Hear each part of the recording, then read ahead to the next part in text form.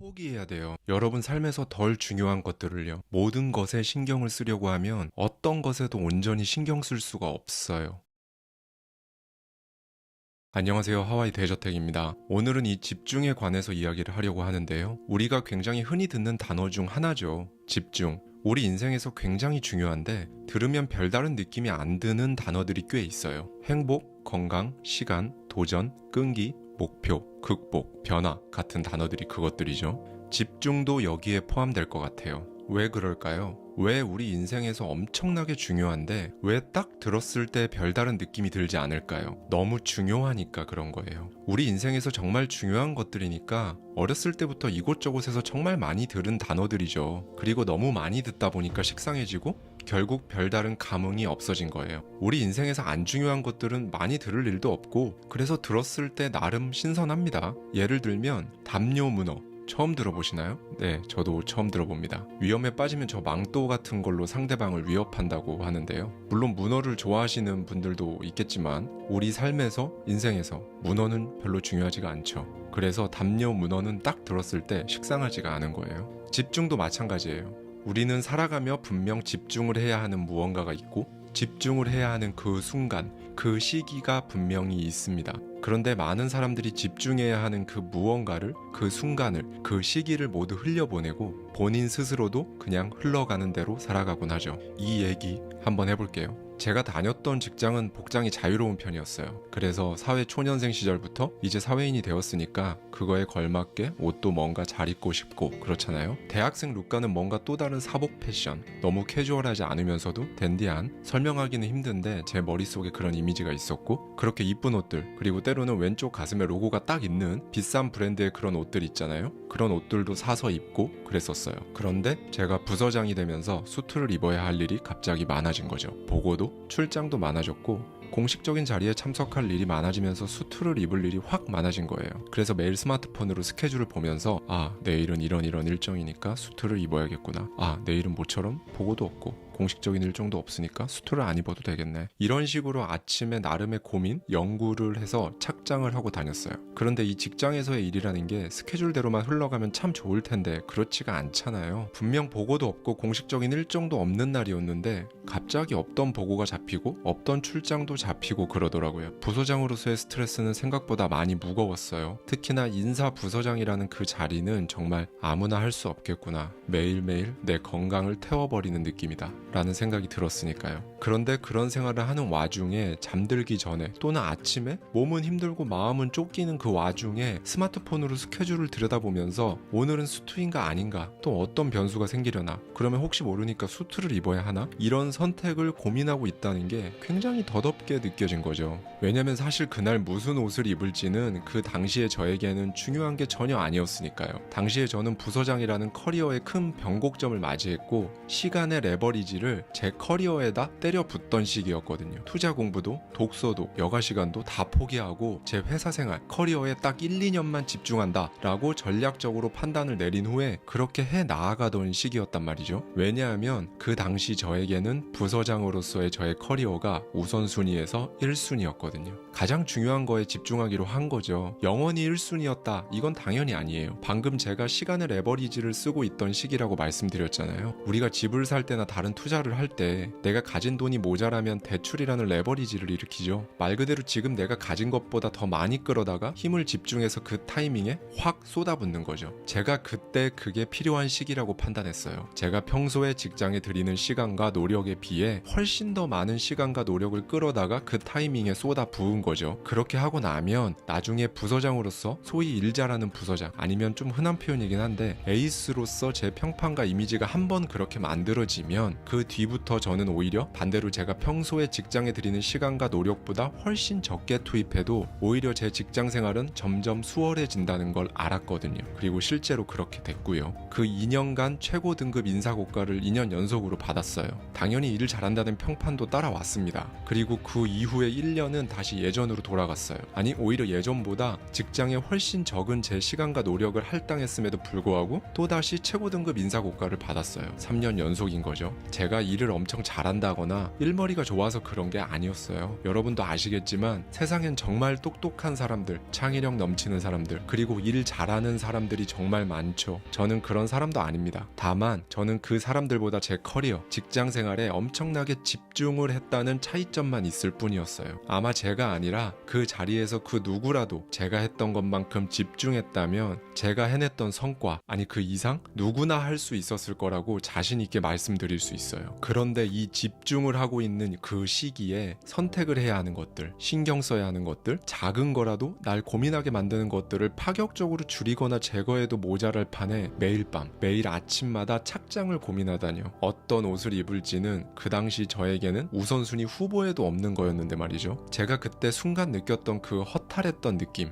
지금도 기억이 납니다. 그래서 그날 이후에 저는 그냥 아예 매일 수트를 입었어요. 그리고 몇 컬레 없는 구두 중에 발이 가장 편한 검정색 구두를 하나 골라서 2년 동안 신었죠. 매일이요. 수트도 남들이 보면 그냥 똑같은 수트예요. 근데 실질적으로는 그 색의 밝기만 미묘하게 다른 네이비 수트들, 그 몇 벌을 2년 내내 730일 동안 돌려 입었어요. 그리고 29,000원짜리 검정색 목폴라를 2번의 겨울이 지나도록 내내 매일매일 입었고요. 겨울을 제외한 봄, 여름, 가을 동안은 흰색 셔츠만 입었어요. 수트랑 같이요. 730일 동안 같은 구두, 같은 옷을 입고 그렇게 살았습니다. 그런데 시간이 점차 지나면서 이게 굉장히 편한 거예요. 교복을 입는 것 같은 느낌이랄까요? 생각해보니 예전 중고등학교 시절에 매일 그냥 교복을 입으니까 옷 입는 거에 대해서는 아예 신경 자체를 안 썼더라고요. 그리고 이 옷에 대한 선택의 고민을 제 인생에서 없애버리니까 생각 이상으로 제 삶의 한 부분이 깨끗하게 정리가 되더라고요. 일단 쇼핑을 하러 갈 일이 없었습니다. 계절이 바뀐다고 해서 겨울옷을 사러 가거나 봄, 가을, 환절기 옷을 쇼핑할 일 자체가 없어졌고요. 시간이 점차 지나면서는 출근하는 평일뿐만 아니라 주말에서도 집 근처 동네에서는 그냥 추리닝, 그 외 어디 일정이 있다면 그냥 수트, 그렇게 입고 살았어요. 그렇게 2년이 지났죠. 730일이 지났습니다. 제가 직장 동료 20명 정도에게 물어봤어요. 내가 2년 내내 똑같은 검정 구두, 똑같은 검정색 목폴라, 그리고 수트만 입고 다니는 거 보면서 무슨 생각이 들었냐고요. 그런데 대부분 잘 몰랐다거나 아니면 수트만 입고 다니는 건 알았는데 구두랑 목폴라는 똑같은 것만 입고 다니는지는 몰랐다. 그리고 몇 명은 특별한 생각이 없었는데 그냥 그런가 보다 했다 라는 대답을 들은 거죠. 네, 사람들은 생각보다 남에게 관심이 없어요. 이 말은 사람들은 생각보다 저에게 관심이 없고 생각보다 여러분에게 관심이 없어요. 사람들은요.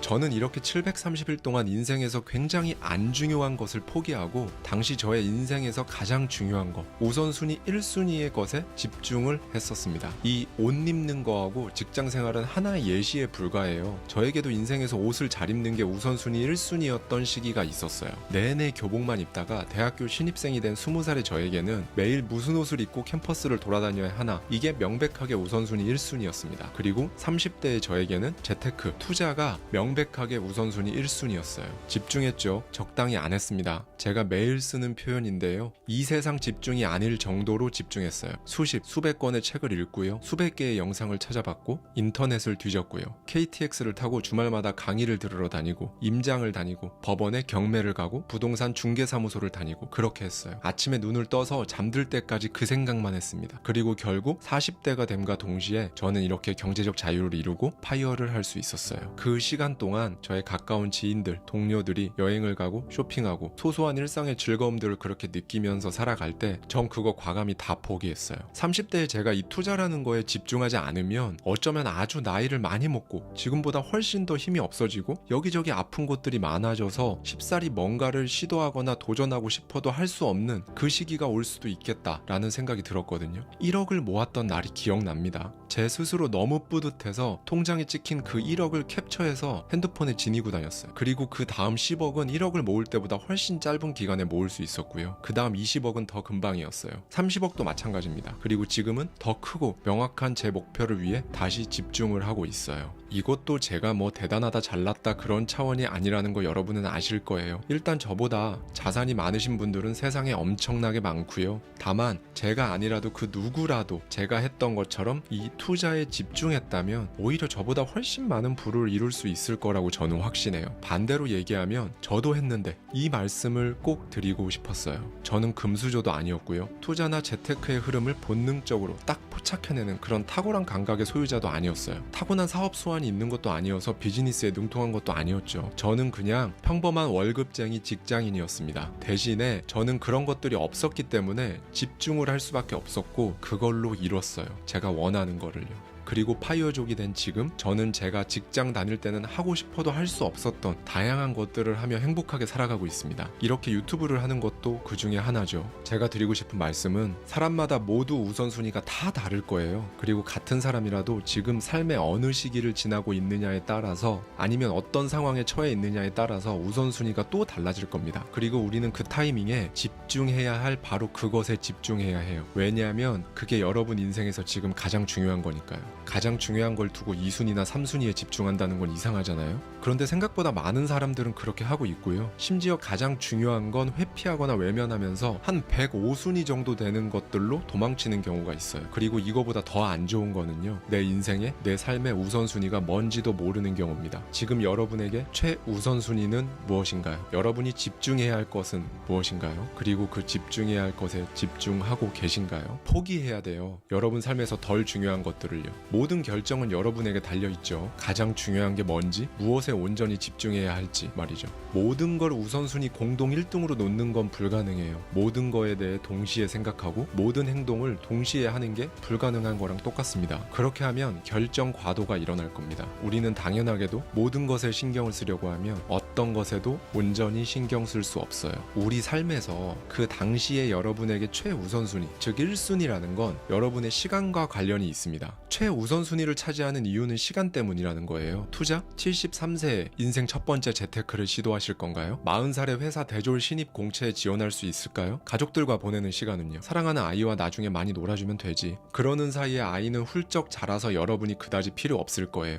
여러분보다 친구들과 노는 것을 훨씬 더 원할 테니까요. 대신에 아이와 보낼 수 있었던 그 시간과 간직해야 했던 그 추억은 영원히 흘려보내게 된 거죠. 절대로 다시 벌거나 만회할 수 없습니다. 반면에 우선순위 105등 같은 것들은요, 아무 때나 할 수 있어요. 살면서 그냥 아무 때나요. 무슨 옷을 입을지 고민하는 건 제가, 여러분이 원한다면 30살에도 할 수 있고 50살에도 할 수 있어요. 그런 차이가 있는 겁니다. 이 집중이라는 게 여러분의 시간과 관련된 거라고 말씀드렸었잖아요. 여러분 자신도, 여러분의 사랑하는 가족도 영원히 사는 게 아니라는 걸 기억하세요. 그리고 조금 전 제가 말씀드렸던 모든 말에서 이 시간이라는 단어 대신에 인생이라는 단어로 모두 치환이 가능합니다. 결국 이 집중은 우리 인생, 우리 삶과 관련된 거라는 거죠. 그리고 마지막으로 드리고 싶은 말씀이 있어요. 이 집중이란 게 막상 하려고 하면 의외로 쉽지가 않습니다. 며칠 몇 주나 할 수 있는데요. 막상 하려고 하면 이것저것 신경이 쓰이고 걸리는 것도 굉장히 많을 거예요. 그리고 왜 이렇게 여기저기서 일들이, 각종 문제들이 터지는지 정말 쉽지 않아요. 그럼에도 불구하고 멈추지만 마세요. 집중하면서 나가는 그 길이요, 포장된 도로가 아니에요. 비포장 도로면 다행인데 심지어 그것도 아니에요. 발이 푹푹 빠지는, 한번 빠지면 잘 움직이기도 힘든 갯벌 같은 진흙 위를 걷는 거랑 비슷해요. 그 진흙은 여러 가지 성분들이 뭉쳐져서 그렇게 점성이 높은데요. 보통은 안전함, 안락함, 편안함, 포기 같은 것들로 이루어져 있거든요. 그래서 더 힘들 거예요. 그 힘든 걸음을 포기하면 그 순간 바로 안락함이나 편안함을 느낄 수 있다는 생각이 드니까요. 그걸 아니까요. 그리고 한 걸음 한 걸음 뗄 때마다 정말 힘겨운 탄식이 속 깊은 곳에서부터 올라올 겁니다. 그런데 여러분은 의식하지 못하지만 그렇게 어렵게 한 걸음 한 걸음 내디딜 때마다 여러분의 발과 발목, 종아리, 무릎, 허벅지는 조금씩 단단해져 갈 겁니다. 멈추지만 말고 조금 더디더라도 그렇게 나가면 어느 순간 정신 차려 보면 내가 좀 편하게 걷고 있어요. 그 진흙 위에서요. 그리고 시간이 조금 더 지나면 심지어 휘파람도 불면서 걸을 수 있습니다. 그리고 머지않아 뛸 수도 있어요. 처음 한 발도 내딛기 힘들었었는데 말이죠. 제가 뼈저리게 느껴봤기 때문에 이렇게 말씀드릴 수 있는 거예요. 여러분이 원하는 걸 얻기 위해 마음껏 뛰어다니기 위해 지금 한 발씩만 앞으로 가보세요. 멈추지만 말고요. 그리고 마지막으로 지금 여러분이 집중해야 하는 그것에 집중해보세요. 여러분은 지금 그만큼만 완벽하면 됩니다. 그래도 안 망해요. 아직 충분하지 않다는 감정에 빠져서 지금의 그 고통을 연장시키지 마십시오. 오늘은 론 무어의 결단에 담겨있는 인사이트를 가져와서 제 생각까지 더해서 이야기 나눠보겠습니다. 네, 여러분은 오늘도 정말 갖가지 많은 선택들을 앞두고 계실 거예요. 아주 작게는 오늘 뭘 먹을지부터 누구를 만날지, 결혼을 할지 말지, 한다면 어떻게 할지, 아이의 학교는 어디를 선택할 것이며, 전세 만기가 다가온다면 다음 집은 어디로 갈지, 직장을 옮길지 말지, 아예 회사원이 아닌 다른 길을 걸을지, 그걸 배울지 말지, 거기에 돈을 쓸지 말지, 무엇보다 내 인생의 방향을 진짜로 내가 원하는 그쪽으로 틀어버릴지, 지금 삶 그리고 원하는 삶을 비교하면서 진짜 계속 고민하고 선택을 합니다. 네, 성인 한 사람이 매일 내리는 선택은 약 3만 5천 개 정도에 달한다고 해요. 그러니까 우리는 일반적으로 평생 77만 3,618번의 결정을 하고 그 결정들 중 최대 14만 3,262번을 후회한다고 하고요. 네, 인생은 그야말로 B와 D 사이의 C, 선택의 연속 그 자체입니다. 그렇다면 우리는 도대체 어떻게 매일 쓰나미처럼 몰려오는 이 선택을 이끌어 가야 할까요? 아니, 보다 정확히는 선택 앞에서 매번 고민하는 이 고질병을 도대체 어떻게 하면 없앨 수 있을까요? 결론만 말씀드리자면 이거 간단합니다. 일단 시작하고 나중에 완벽해지세요. 다시 한 번 더 반복하겠습니다. 지금 일단 시작하고 나중에 완벽해지는 겁니다. 네. 사실 이 문장 하나만 딱 듣고도 모든 게 이해가 되는 분들도 있으실 거예요. 명쾌해지셨다면 앞으로 제가 드릴 이야기는 더 안 들으셔도 됩니다. 이 선택이란 건요, 개념이 추상적이잖아요. 그런데 사실 우리 인생 그 자체이기 때문에 여기서 어려움을 겪는 많은 분들을 위해 오늘은 다소 직설적으로 말씀을 드리고자 해요. 네, 지금 여러분이 진짜 가장 고민하는, 선택을 미뤄둔 그 문제를 여러분 머릿속에 염두에 두시고 오늘 이야기를 끝까지 들어주세요. 네, 여러분. 일단은 꾸물거린다는 꼬리표는 먼저 좀 떼고 시작하겠습니다. 사실 우리는 경험해 본 적 있는 분야에서는 상당한 결단력을 발휘하거든요. 축구선수, 그중에서도 최전방 공격수들은 동료들에게 조언을 구하지 않고도 슛 쏠 타이밍을 정확히 알죠. 넬슨 만델라도 분명히 해야 할 일 목록에 없지만 과감히 용서하는 결단력을 이미 알고 있었고요. 네, 이들은 모두 자신의 지식과 직관대로 믿고 나간 거예요. 시간을 들여서 이 결정 근육을 기르고 강화한 결과입니다. 저도 그리고 여러분도 마찬가지죠. 우리는 어떤 기술, 집중, 경험이 누적될수록 거기에 대한 의사결정은 더 본능적인데 더 정확해지잖아요. 그러니까 결단을 미룬다고 여러분이 막 게으른 게 아니라는 거예요. 결정을 못한다는 이유로 스스로 낙담할 필요가 진짜 하등 없다는 겁니다. 여러분이 결정을 쉽게 내리지 못하는 건 여러분의 전문 분야가 아니라서, 혹은 한 번도 안 해본 선택이라 너무 생소하거나 관심이나 흥미가 없는데 결정을 해야 한다거나, 지금 하고 있는 일이 너무 힘들어서 그 결정에 대한 생각을 깊고 진중하게 할 수 없을 때, 그런 특성을 보여줄 뿐인 거죠. 아이가 과학을 싫어한다고 선생님이 그 아이를 멍청한 아이라고 단정짓지 않잖아요. 마찬가지로 지금 무언가 선택하지 못하고 있는 자신에게도 멍청하다고 하면 절대로 안 되는 겁니다. 초창기 인류는 꿈을 댔기 때문에 생존할 수 있었거든요. 그때 충동적인 의사결정을 한다는 건 곧 죽음을 의미했습니다. 그러니까 결정과 결단을 미루고 꾸물거려서 지금 우리가 있는 겁니다. 우유부단함과 꾸물거림이 10만 년 전 우리 조상들의 생존을 보장해 준 거예요. 그렇게 하지 않았으면 지금 저도 여러분도 당연히 없었을 겁니다. 그런데 문제는요, 지금 21세기, 그러니까 2023년인데도 지금 우리는 상태가 크게 변하지 않았다는 거예요. 네, 일단 여기까지 우리는 도대체 왜 꾸물거리는지 납득이 됐다면 이제는 좀 꾸물거리지 않도록 해야 할 겁니다. 지금부터 그 방법을 말씀드릴게요. 꾸물거림을 퇴치하기 위한 첫 번째 스텝입니다. 일단 여러분의 선택 그리고 결과는 여러분이라는 사람의 가치와는 전혀 무관하다는 사실을 아셔야 해요. 네, 그러니까 한 번의 선택에서 실패했다고 막 낙오자가 된 것 같이 생각하거나 행동하시면 안 된다는 걸 말씀드리는 겁니다. 저자 론 무어는 30살에 불을 거머쥔 젊은 백만장자입니다. 제 영상 주말에 청소하고 있지 말라에서 제가 언급했던 책 레버리지의 저자이기도 하고요. 영국에서 가장 빠른 속도로 자수성가한 30대로 유명한 론 무어는 대학 시절 몇 차례 사업을 시도한 적이 있었어요. 전부 망했습니다. 빚이 정말 미친 듯이 불어나서 파산 상태에 빠지기도 했고요. 저자는 그 당시 그림을 그려서 내다 팔았거든요. 그때 자신이 실패한 이유를 저자는 이렇게 회상합니다. 내가 예술가로서 경제적으로 실패한 이유는 내 작품을 보여주고 파는 것에 겁을 냈기 때문이다 라고요. 네, 당시에 저자에게 그 일은 고통이었던 거예요. 누군가 자기 작품을 쳐다볼 때면 그는 이런 감정을 느꼈다고 합니다. 마치 그가 문제투성이에 벌거벗은 내 영혼을 비판하는 것처럼 느꼈다 라고 말이죠. 세계적으로 큰 반향을 일으킨 책을 써내고 영국에서 가장 빠른 성공을 이룬 사람이라는 타이틀을 지니고 있는 저자는 과거에 고작 겁이 나서 선택을 주저하고 벌벌 떨다가 경제적으로 파산까지 이르렀다는데 아이러니하긴 하죠. 네, 여러분. 우리는 사실 너무 민감해요.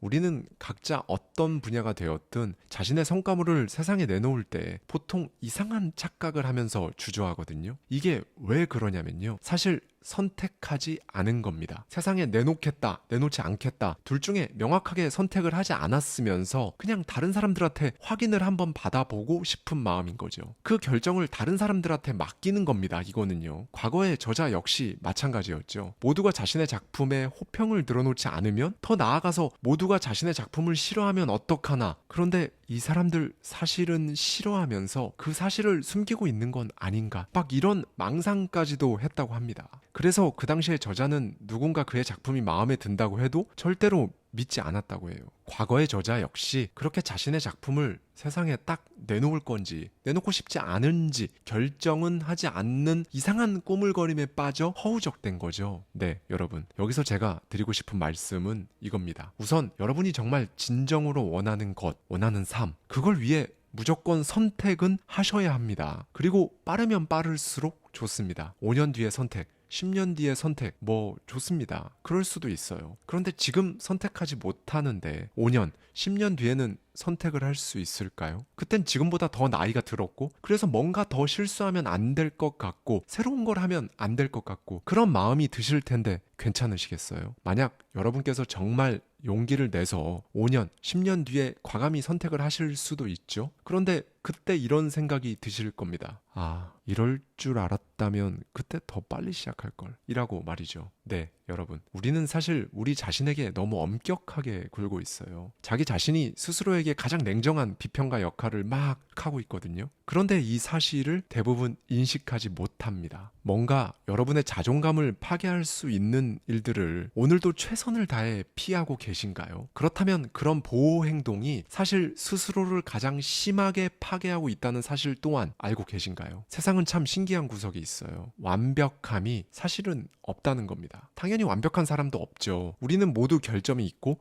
특이하며 실수도 합니다. 그저 성장하고 배우고 그 과정에서 나오는 지루함과 잘 해나가야 한다는 압박감 사이에서 균형을 맞추기 위해 애쓸 뿐이에요. 만반의 준비를 하려고 하지 마세요. 완벽한 때라는 건 결코 없습니다. 결코 원하는 인생을 살지 못하는 지금과 그냥 똑같은 삶을 나이가 아주 많이 들 때까지 살아가는 가장 결정적인 이유는 만반의 준비가 다 되고 완벽한 때가 찾아오면 해보겠다라는 생각 때문이거든요. 이렇게 되면 이 완벽함은 저주입니다. 여러분은 지금 그만큼만 완벽하면 됩니다. 그래도 안 망해요. 아직 충분하지 않다는 감정에 빠져서 지금의 그 고통을 연장시키지 마십시오. 여러분이 첫 데이트에서 완벽하지 않을 수도 있지만 그게 두려워서 데이트를 포기하지는 않으셨잖아요. 진짜 집중해야 하는데 이제는 진짜 결정해야 되는데 그 문제가 정말 생각만으로도 버거워서 미루고 있는 거 있으신가요? 바쁘다는 핑계로 일단 덮어두진 않으셨고요. 일단은요, 중요도 낮은 일부터 하고 나한테 중요한 그 일은 진짜 제대로 해야 되니까 일단 밀어놓은 채 바쁜 하루를 보냈다고 스스로 합리화하고 계실 수도 있고요. 네, 여러분. 결국 오늘도 하루의 끝에 가서 오늘 하루 딱히 한 것도 없는데 금방 갔다. 의미 있는 일은 하나도 못했다. 이렇게 또 스스로를 자책하시면 안 되잖아요. 그런 적극적인 꾸물거림은 이제 안 하는 거로 하시죠. 바쁘다는 착각을 버리고 우선순위가 높은 일, 그걸 먼저 시작해 보세요. 여러분에게 진짜 제일 중요하고 의미 있는 일에 착수해 보십시오. 지금 딱 떠오르는 게 있을 거예요. 그럼 그거 내일로 미루지 마십시오. 그렇게 되면 내일은 다시 내일의 내일로 똑같이 미루게 되니까요. 글로리아 마크 교수가 쓴 방해받은 일의 대가에 따르면 우리가 멀티태스킹이라는 함정에 빠져서 원래 하던 일로 되돌아가는 데 걸리는 시간은 무려 23분 15초나 걸린다고 합니다. 여러분은 오늘 하루 몇 번의 23분 15초를 그냥 흘려버리셨나요? 보통 이런 경우 정말 많거든요. 뭔가 손해보지 않으려고 양쪽에 다 일을 걸쳐놓고 있거나 아니면 심지어 이것저것 다양하게 신경 쓰느라 사실은 그 무엇에도 집중을 못하고 있거나. 그런데요 여러분, 사람들은 멈췄다가 시작하고 다시 중단했다가 바꿔서 해보다가 그러다 다시 처음부터 다시 시작하는 무한 반복을 막 하면서 마음으로는 일과 사생활의 성공을 그냥 운에 맡겨버립니다. 좋은 일이 생겼으면 좋겠다, 그냥 이렇게 말하는 거 있잖아요. 네, 여러분, 이 부분에서 중요한 말씀을 하나 드리고 싶은데요. 유레카는 사실 별다른 게 아니에요. 모든 위대한 결과는 작은 결정들에서 시작됩니다. 사람들이 거대한 작품, 거대한 결과를 만드는데 정말 오랜 기간을 막 심사숙고해서 장고의 장고를 거듭한 끝에 의사결정을 한다고 생각하지만 아닌 경우가 훨씬 많아요. 우리는 사실 끊임없이 작은 결정, 그리고 작은 행동을 반복해야 하는 거예요. 지금 스쿼트를 한 번 더 하겠다는 엄청나게 작은 그 결정, 감자칩보다 샐러드를 선택하겠다는 그 소소한 결정, 책을 한 페이지만 더 읽고 덮겠다는 사소한 그 결정, 바로 얘네들이 모여서 위대해지는 거거든요. 그리고 나중에 우리는 그걸 성공이라고 부르죠. 결정을 잘게 쪼개세요. 이렇게 무게와 크기를 줄이는 겁니다. 가령 퇴사를 한다 만다 결정해야 한다면 일단 다른 어떤 회사가 좋을지, 혹은 다른 일을 할 거라면 그럼 자투리 시간에 뭘 배우면 좋을지, 이런 것들을 먼저 결정하는 식으로 선택의 무게감을 가볍게 만드는 겁니다. 네, 그리고 또 정말 중요한 게 하나 있어요. 여러분, 그 선택의 경로는 언제라도 수정할 수 있다는 걸 기억하세요. 여러분이 어떤 선택을 했고 그 선택이 여러분이 그토록 원했던 삶을 막 파괴하고 혼란을 야기할 수도 있거든요. 바로 여러분 머릿속에서요. 실제로는 그런 일이 잘 일어나지 않습니다. 적어도 그 어떤 선택도 여러분이 머릿속에서 본 장면처럼 파괴적으로 그렇게 막 벌어지지 않아요. 나이가 많은 어르신이 세상을 떠나려 할 때 아들이 두 손을 꼭 잡고 이렇게 물었다고 하죠. 아버지, 지금 어떤 생각이 드세요? 그러자 아버지가 대답합니다. 살면서 진짜 너무 많은 걱정들을 하며 살았어. 그런데 그 걱정들 중에 거의 대부분은 실제로 일어나지도 않았는데 라고 말이죠. 여러분, 마음을 다잡고 시작해 보십시오. 게다가 여러분은 언제라도 그 경로를 수정할 수 있으니까요. 누군가 여러분을 비난해요? 왜 그렇게 선택을 계속 바꾸냐고 엉덩이가 가볍다고 비난하나요? 여러분이 실제로 하나 둘씩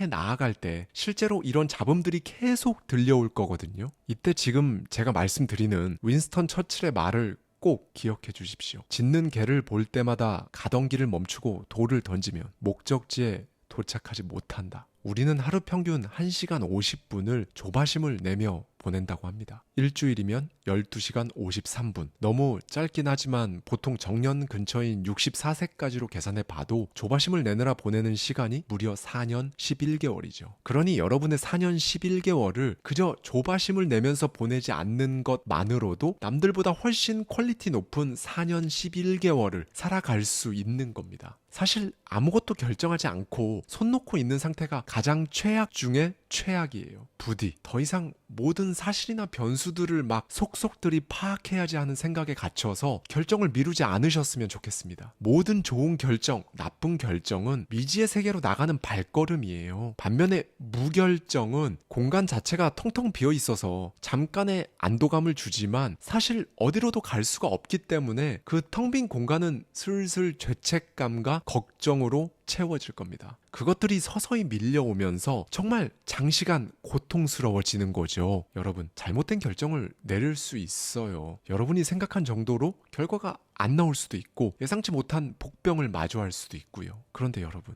절대로 그게 최악이 아니에요. 일단 여러분은 했잖아요. 후련했고 만족하고 나는 또 한다. 여러분, 이 루틴도 습관이 됩니다. 여러분의 등을 뒤에서 힘차게 밀어주는 사실 습관 중에서 가장 좋은 습관이 되는 거예요. 그렇게 하다 보면 진짜 어느 순간 여러분에게 탁월한 직감이 찾아와서 여러분은 여러분만의 유레카를 외치면서 여러분이 감히 상상도 못했던, 그토록 간절히 바랬던 그 삶이 여러분의 일상이 되는 삶을 살아가실 겁니다. 여러분, 무엇보다요, 결정하기 직전에 오는 압도감에 사로잡히지 마세요. 이 압도감은요, 정말 거짓말같이 결정을 한 직후에는 바로 사라지거든요. 신기루와 같은 겁니다. 스티브 잡스는 현실 왜곡장이라 부르는 독특한 모습을 자주 보였는데요. 이 능력 덕분에 잡스는 자기 자신과 다른 사람들이 무엇이든 믿도록 납득시킬 수 있었다고 해요.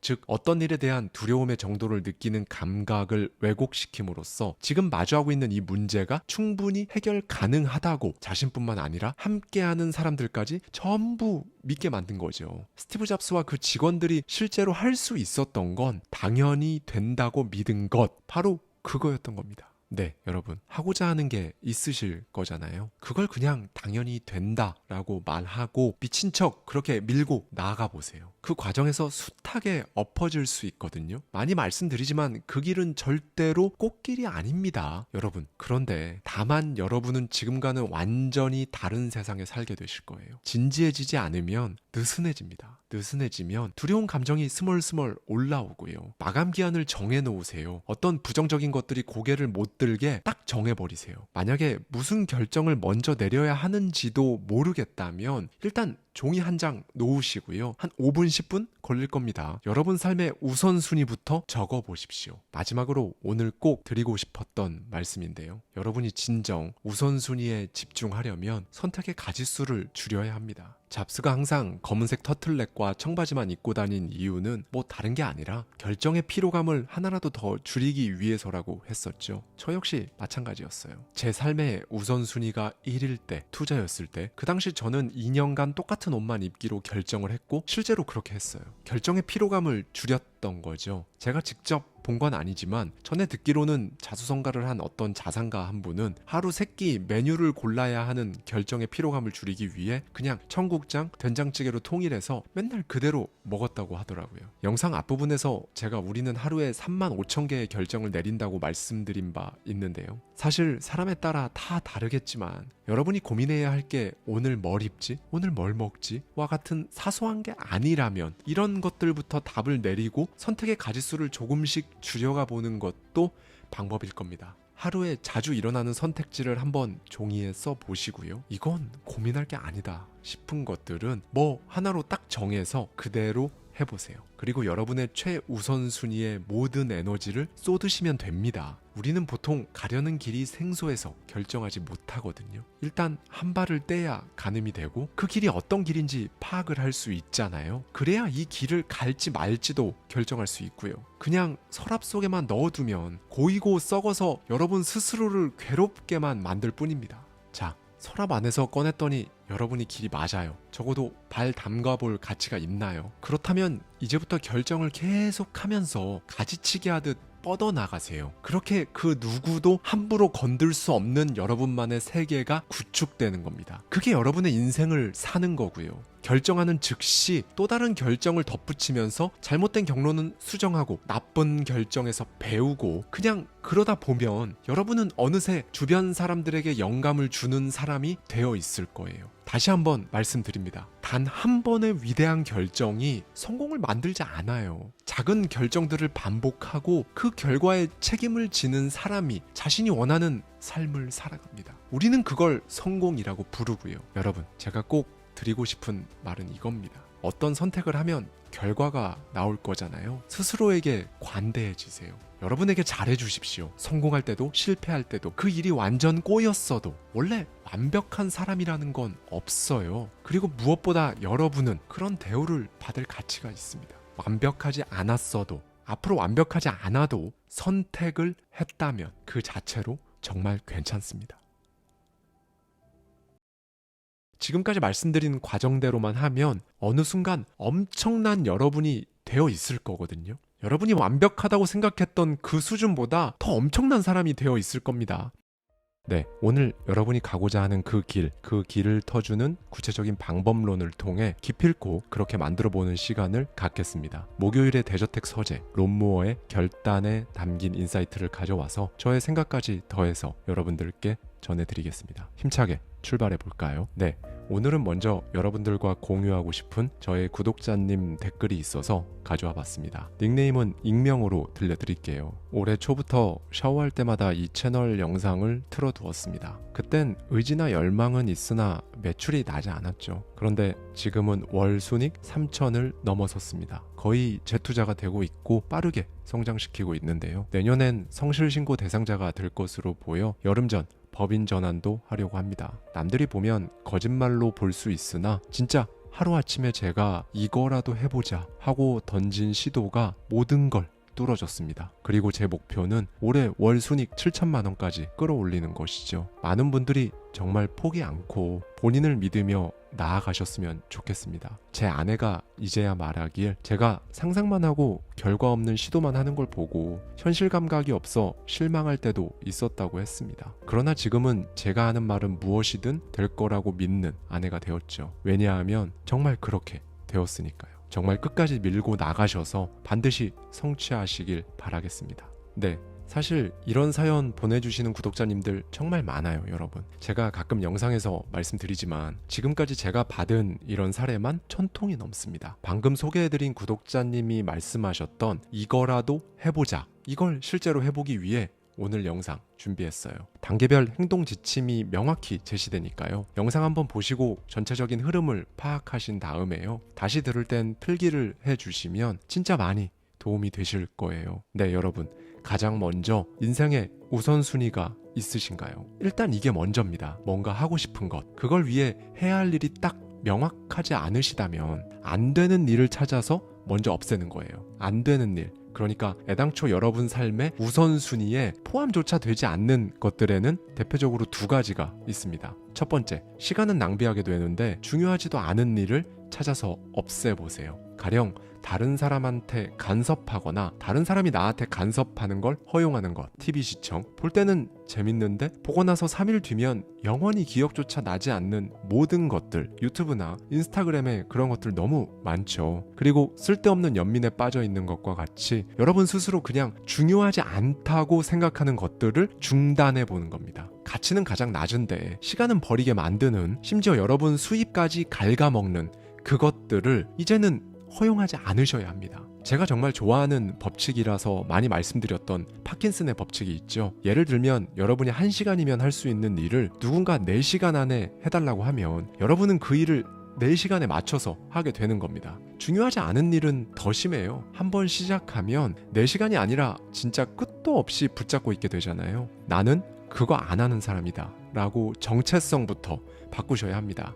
바꾸는 방법은 간단해요. 정체성 막 이러니까 바꾸는 게 꽤 어려울 것 같지만 속으로 계속 말하면 됩니다. 나는 그거 안 하는 사람이다. 나는 그거 하는 사람 아니다. 이렇게 속으로 계속 말이죠. 두 번째, 다른 사람에게 맡겨도 되는 일도 찾아서 없애셔야 합니다. 네, 여러분. 지금 말고 완전히 다른 삶으로 바꾸고 싶으시잖아요. 그렇다면 버려야 할 것들은 버려야 합니다. 당연하겠죠. 여러분이 하는 일에 집중해서 규모도 키우고 성공적으로 해내고 싶으시다면 혼자 모든 일을 막 전부 직접 하려고 하지 마세요. 그게 잘하는 게 아닙니다. 저 역시 예전에 그런 생각에 갇혀 있다가 지금은 그게 진짜 아니라는 걸 정확히 알게 된 사람 중에 한 명인데요. 이건 나 아니면 못하는데, 이건 내가 직접 해야지 누구한테 맡길 수가 없는데 라는 건 저의 착각이었어요. 저 말고도 할 수 있는 사람은 있었습니다. 막 사방에 널려 있는 건 아니었지만 신중하게 잘 찾으면 항상 있었어요. 여러분도 마찬가지로 필히 할 일의 가지수를 줄일 필요가 있거든요. 그러니 여러분이 할 일 목록에 적어놓은 많은 일들을 전부 다 그냥 혼자 하려고 해서는 안 돼요.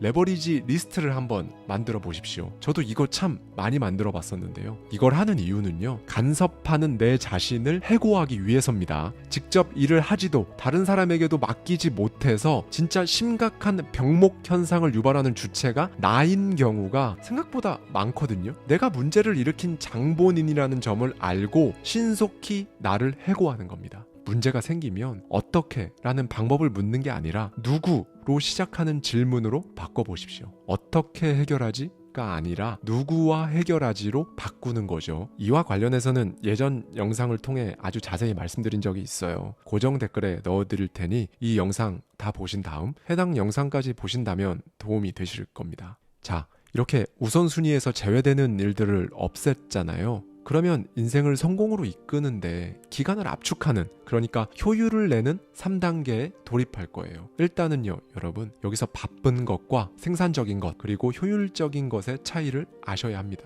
이건 살아가면서 일상생활, 그리고 여러분이 하시는 모든 일에 정말 실용적으로 도움이 되실 거예요. 잘 들어주세요. 바쁘다는 건 열심히 많은 일을 하고 있다는 뜻이죠. 생산적이라는 건 가장 중요한 일을 끝낸다는 뜻입니다. 효율적이라는 건 최단 시간 내에 중요한 일을 끝낸다는 뜻이에요. 이 차이를 알고 평소에 뭘 하든 내가 지금 바쁜가? 생산적인가? 효율적인가? 상태를 항상 자각하는 버릇을 들이시면요, 실제로 덜 바빠지는데 효율은 높아질 겁니다. 다시 돌아가 볼까요? 네, 우리는 매일 해야 한다고 느끼는 것과 다른 사람이 하라고 하는 것 사이에서 싸우고 있거든요. 사실 여러분은 더 나은 내일을 기대하지만 결국 오늘의 생존 본능에 꼬리를 내리고 원래 하던 것들을 하게 됩니다. 그런데 이제는 다르게 가야죠. 여러분에게 무엇이 가장 강렬한 즐거움을 주는지, 진짜 여러분을 성장시키는지, 고통을 주는지 생각해 보세요. 여러분이 가장 하고 싶고 되고 싶고 가지고 싶은 것이 무엇인지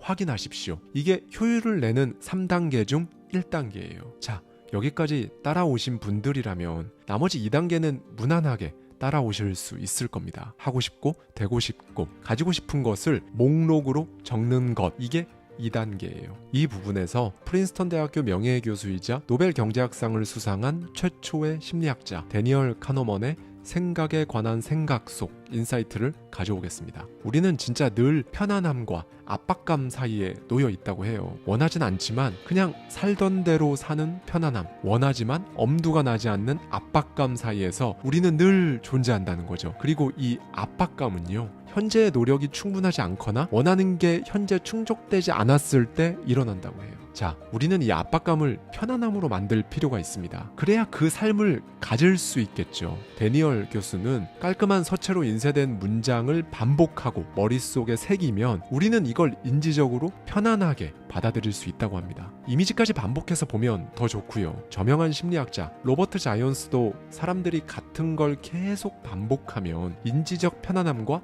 친숙함을 느낀다는 걸 알아낸 후에 이걸 단순 노출 효과라 명명했죠. 그러니까 우리는 목록을 적은 것들을 가지고 매일 상상하면 되는 겁니다. 데니얼 교수는 아주 구체적으로 이 압박감이 편안함으로 바뀌어가는 과정을 알려주거든요. 먼저 여러분이 기분이 좋은 상태에서 깔끔하게 적힌 문장을 반복해서 듣거나 보는 겁니다. 이게 이제 생각에 불을 지피는 거거든요. 그러면 머리가 편안해질 거예요. 그리고 일정 시간이 지나면 친숙해지고 그 다음은 진실이라 느끼고 이제 좋게 느껴지면서 실제로 여러분이 뭔가를 할 때 실제로 수월해지는 거죠. 여러분, 이게 인생 퀀텀 점프하는 겁니다. 진짜 집에서 낮잠 자다가 아니면 누워서 넷플릭스 보다가 갑자기 SF 영화처럼 현실이 막 뒤틀리면서 세상이 바뀌는 인생 퀀텀 점프는 그런 게 아니에요. 방금 말씀드렸던 그 과정대로 부드럽게 진행되면서 퀀텀 점프가 여러분을 찾아오는 거죠. 그런데요, 여러분, 이 부분에서 아직 문장으로 정리할 게 명확하지 않은 분들도 분명히 계실 거거든요. 그런 분들은 어떻게 해야 하는지 간단하게 말씀드리고 가겠습니다. 머릿속에 있는 시끄러운 생각들을 전부 그냥 종이 한 장 놓고 써보세요. 꾸물거림 그리고 압박감을 없애는 가장 효과적인 방법은 진짜 그게 뭐든 종이에 쓰는 겁니다. 그리고요, 쓴 내용들 옆에 찬성 아니면 O라고 적고요, 반대 혹은 X라고 표시해 보시는 거예요. 간단하지만 이거 정말 해보시면 엄청나게 도움되실 겁니다. 직접 해보시고 이 영상에 댓글로 남겨주세요. 어떤 효과가 있었는지 말이죠. 네, 여러분, 우리가 여기서 명확하게 알 수 있는 한 가지가 있죠. 바로 목록 작성. 그러니까 종이에 손으로 쓰는 것과 상상 없이는 목표에 결코 도달할 수 없다는 겁니다. 이건 지금까지 제가 정말 영상과 오프라인 세미나, 온라인 강의, 그리고 이제 곧 있으면 나올 저의 책까지 합치면 수백 번은 말씀을 드렸어요. 그런데 그게 다 제 머릿속에서 막 나온 제 혼자만의 생각이 아니라는 겁니다. 조금 전 프린스턴 대학교 데니얼 카너먼 교수, 그리고 로버트 자이온스 역시 좀 세련되게 표현해서 그렇지 결국 이겁니다, 여러분. 미리 정해놓지 않은 목표, 이게 눈앞에 현실화되는 건 절대로 볼 수 없으실 거예요.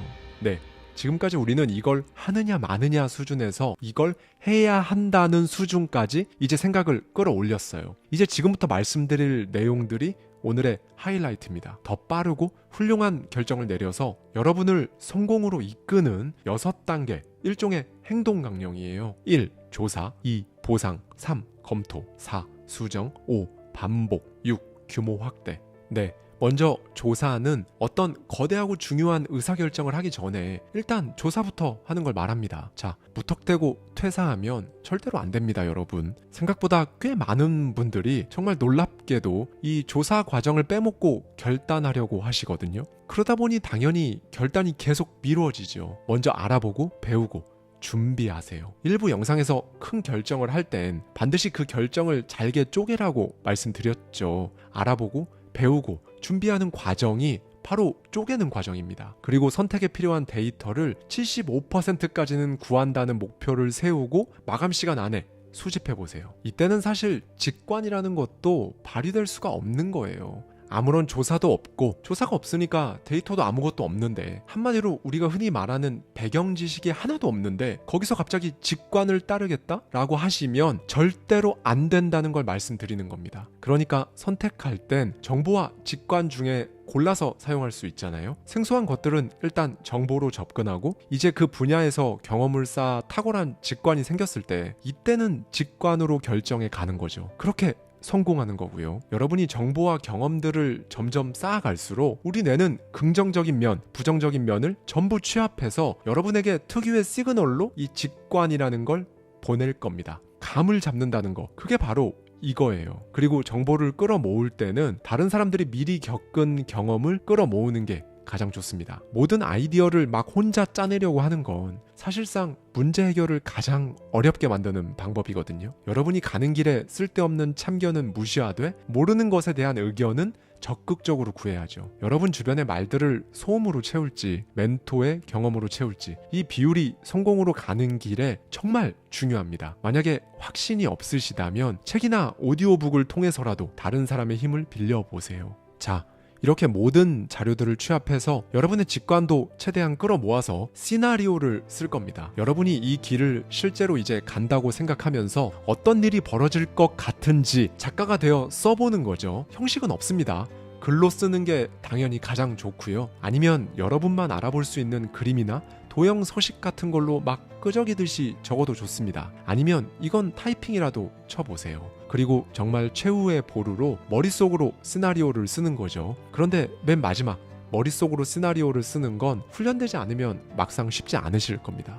이렇게 하는 이유는요, 사실 우리는 일어날지도 모르는 일에 대해 지나치게 많이 걱정하거든요. 정말 지나치게 걱정을 많이 합니다. 이걸 그냥 그렇게 두면 안 되고 애매모호한 미지의 영역은 전부 시나리오화 해둬야 해요. 자, 여러분, 2가지 시나리오를 쓸 겁니다. 먼저 일어날 수 있는 최악의 일을 쓰세요. 여기서 두려움을 느끼라는 게 아닙니다.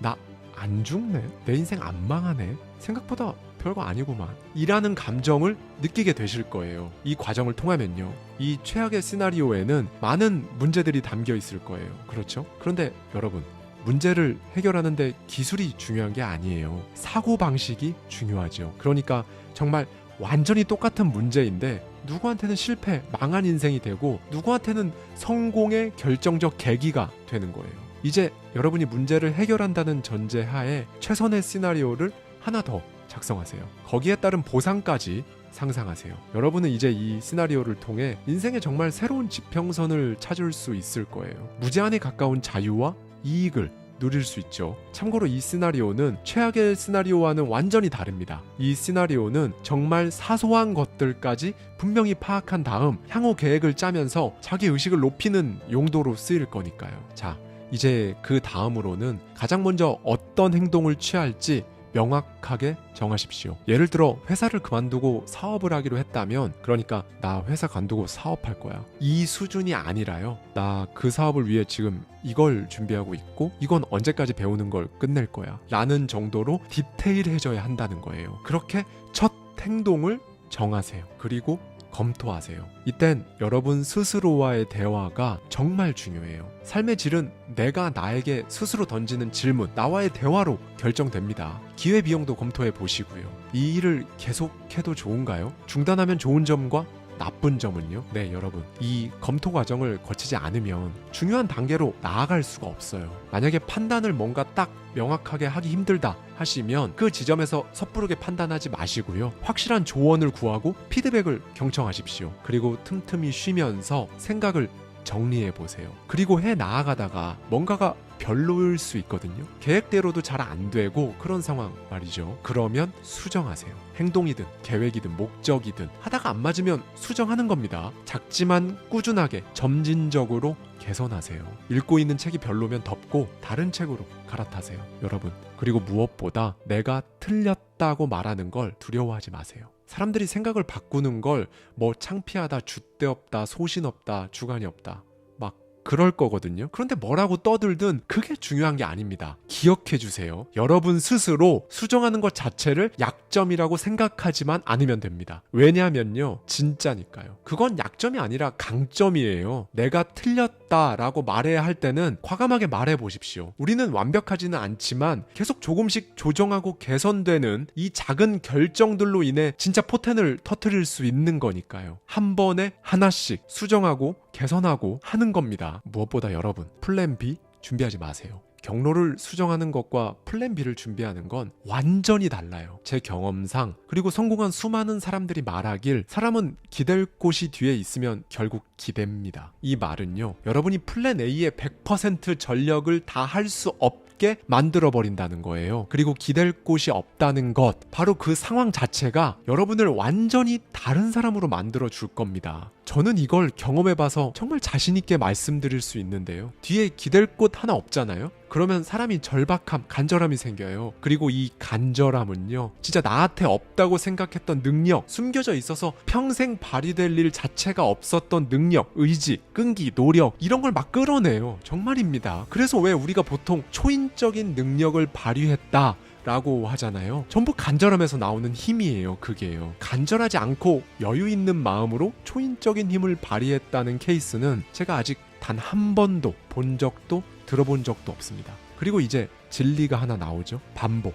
이 반복만이 결과를 만들어내는 거고요. 부단하게 그 일을 반복하세요. 알람도 끄고요. 전화는 멀리 두고 방해 요인에서 벗어나서 깊이 몰두하는 겁니다. 그 환경을 만들어서 정말 살면서 딱 한 번은 부단히 한번 해보십시오. 중간중간 눈에 보이는 보상도 한 번씩 해주시고요. 성과와 비례하게 스스로에게 칭찬해주는 거죠. 그래야 지속할 수 있습니다. 네, 여러분, 진심으로 정말 짧은 기간 안에 부자가 되는 방법은 없어요. 그런데 주변에 한두 명쯤은 소위 갑자기 부자가 된 사람들이 있죠. 둘 중 하나예요. 첫째, 갑자기 부자가 된 것처럼 보이는데 사실 알고 보면 그 사람은 부자가 되기까지 땅속에서 막 5년, 10년씩 있던 사람이에요. 그러다가 그 결실을 한 번에 확 받는 거죠. 그런데 많은 사람들이 그 장면만 보고 벼락부자가 됐다고 합니다. 아니에요. 둘째, 진짜 경험을 통해 탁월한 직관을 쌓지 않았는데 어떤 요인에 의해 정말로 갑자기 벼락부자가 된 사람들 있거든요. 그렇게 갑자기 부자가 된 속도보다 조금 더 빠르게 상황은 리셋됩니다. 순식간에 무너져요. 세상에 공짜는 없습니다. 정말로 없어요. 완벽해지려는 욕구에서 벗어나시고요. 완벽해야 하겠다? 이거 별로 안 좋습니다. 지금까지 말씀드린 과정대로만 하면 어느 순간 엄청난 여러분이 되어 있을 거거든요. 여러분이 완벽하다고 생각했던 그 수준보다 더 엄청난 사람이 되어 있을 겁니다. 하루하루 막 모든 걸 딱딱 맞춰서 완수해야 한다는 강박에서 벗어나셨으면 좋겠어요. 여러분, 단 하나만 가지고 있으면 됩니다. 결과에 대한 신념, 여러분의 잠재력, 그 능력에 대한 강력한 믿음, 이게요. 여러분이 과거에 내린 좋고 나쁜 결정 이런 것들보다 항상 훨씬 더 중요하다는 것만 기억해 주세요. 알고도 하지 않는 건 모르는 겁니다. 모르는 상태로 계실 건가요? 답답하지 않을까요? 그렇게 살아도 정말 괜찮으신가요? 네, 여러분, 영상 정말 길죠? 지금까지 들으셨다면 여러분은 어떻게 해야 하는지 이미 알고 계신 분들이에요. 그냥 하는 말이 아닙니다. 제가 이렇게 힘들게 목이 다 쉬면서 뭐 하려고 아닌데 맞다고 하겠어요. 오늘 내용을 바탕으로 일단 뭐라도 적는 겁니다. 아셨죠? 여러분이 선택 없는 그저 편안한 공간에서 벗어나시길 저는 진심으로 바랍니다. 지금 결정하면 가장 일찍 시작한 거예요. 일단 하는 겁니다. 그렇게 여러분의 성공이 툭 튀어나오도록 저와 같이 해보시죠. 감사합니다. 지금까지 하와이 대저택이었습니다.